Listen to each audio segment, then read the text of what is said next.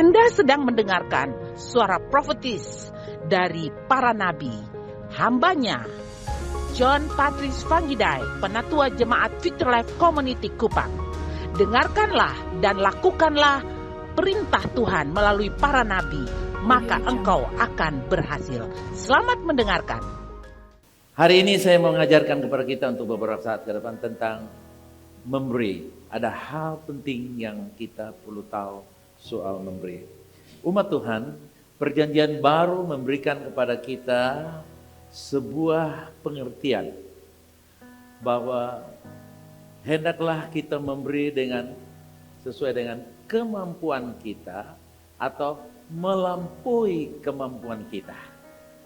Dua ini. Kalau sudah sesuai dengan kemampuan, bahkan Alkitab juga berkata melampaui. Sesuai kemampuan dan melampaui kemampuan. Apa saudara?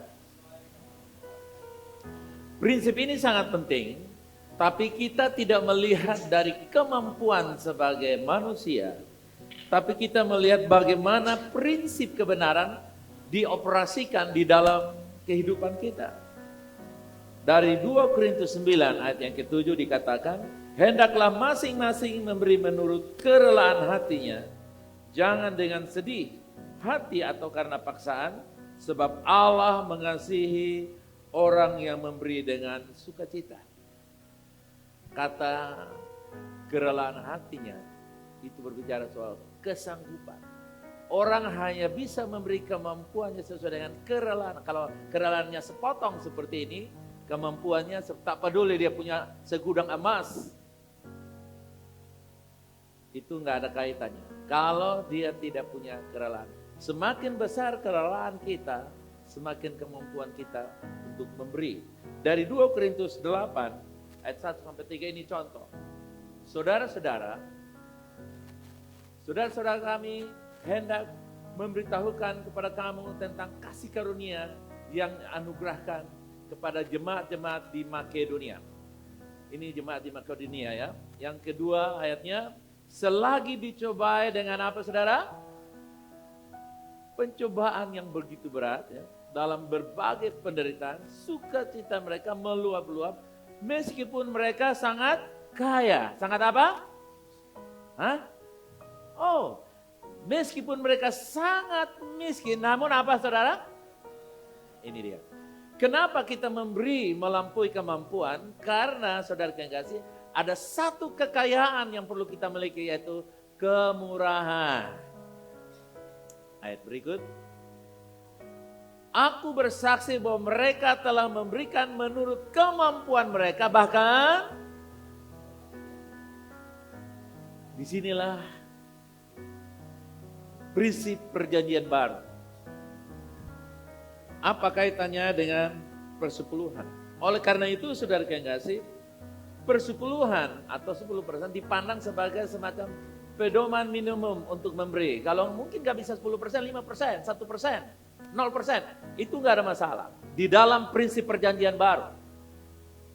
Karena kita memberi bukan karena presentasi, memberi karena kemurahan. Bisa kita ulang katakan, saya memberi bukan karena presentasi, tapi karena kemurahan. Bisa? Saya memberi bukan karena presentasi, tapi karena apa? Kemurahan. Jadi persepuluhan itu bukan lagi sesuatu yang harga mati, apalagi kalau kamu tidak memberi nanti kutuk. No, itu di perjanjian lama. Kristus telah menanggung kutuk hukum Taurat. Amin. Amin. Supaya kita bebas. Jadi saudara yang kasih, dari mimbar ini kita tidak memviralkan kutukan, tapi dari mimbar ini kita memviralkan kebaikan Allah. Kebaikan Allah lah, di dalamnya ada kemurahan.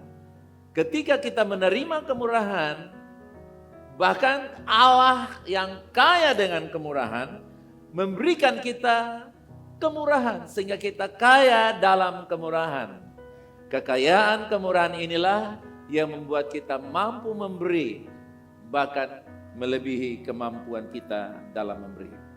Oleh karena itu, lebih dari sekedar uang, kita harus menjadi pengurus yang baik atas semua yang Tuhan telah berikan kepada kita. Uang, waktu, keterampilan, pengaruh, jabatan, atau pekerjaan. Oleh karena apa? Di situ dikatakan, memberi dalam kemurahan itu sama dengan memberi dengan iman. Oke? Memberi dalam kemurahan sama dengan apa, saudara? Memberi dengan iman. Dan pengelolaan sumber daya keuangan kita yang akan membuat kita alami kemakmuran dalam keuangan. Memberi perpuluhan saja tidak membuat Anda makmur. Banyak orang memberi perpuluhan tapi utangnya enggak lunas-lunas. Pekerjaannya tidak berkembang, penghasilannya tidak. Kenapa? Karena mereka berpikir kalau memberi perpuluhan itu seperti satu hukum. No. Kalau kita memberikan persepuluhan, kalau kamu mau silakan. Perpuluhan kalau diberikan, bilanglah diberikan, maka selanjutnya harus mengelola. Salah satu pengelolaan adalah bekerja. Anda memberi persepuluhan tapi malas dalam bekerja.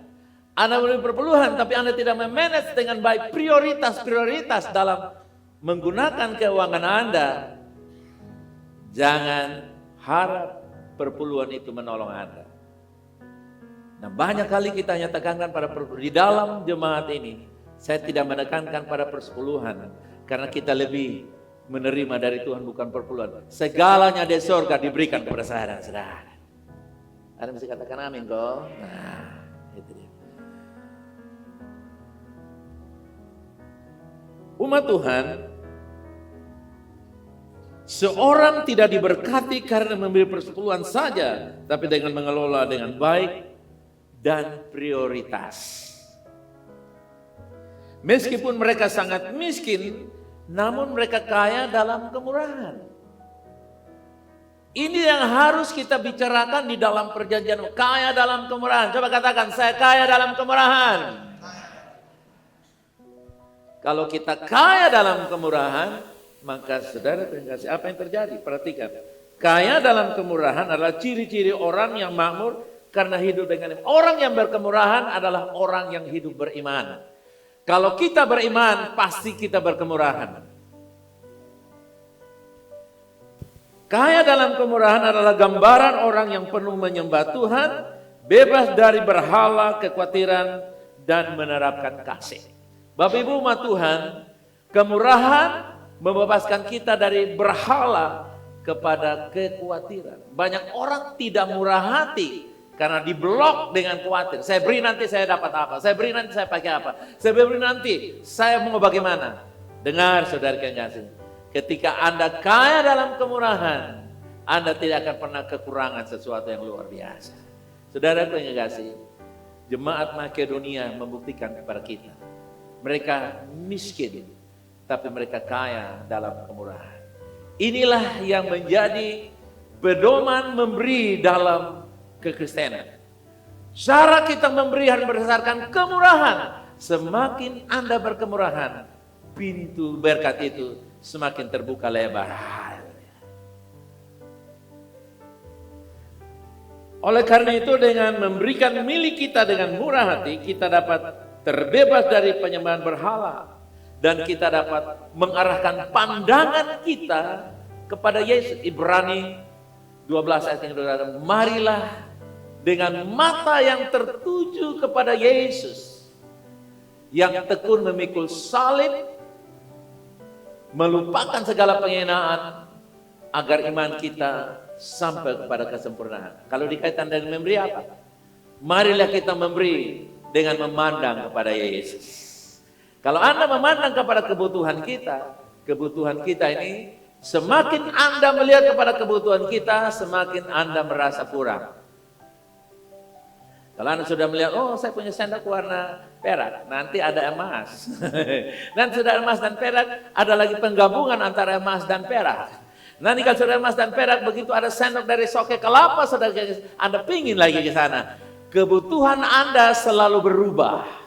Karena itu kita tidak memberi karena kebutuhan kita besar atau kecil. Kita memberi karena kita memandang kepada Yesus. Katakan, saya memberi karena memandang kepada Yesus. Ketika Anda memandang kepada Yesus, kemurahan akan seperti sungai mengalir dalam hidup saudara. Sekali lagi, ketika kita memandang kepada Yesus, waktu kita memberi, kemurahan seperti sungai yang mengalir dalam hidup kita.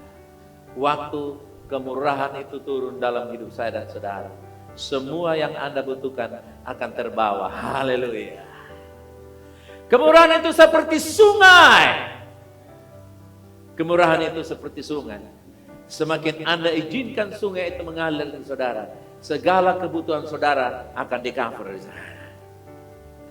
Ini pesan Tuhan yang saya mau berikan kepada kita sepanjang bulan ini dan beberapa saat ke depan, agar kita coba pegang tangan saudara, katakan begini, Tuhan, ajar saya memberi dari kemurahan. Saya menolak pikiran manusia saya, dan saya memandang kepada Yesus waktu saya memberi.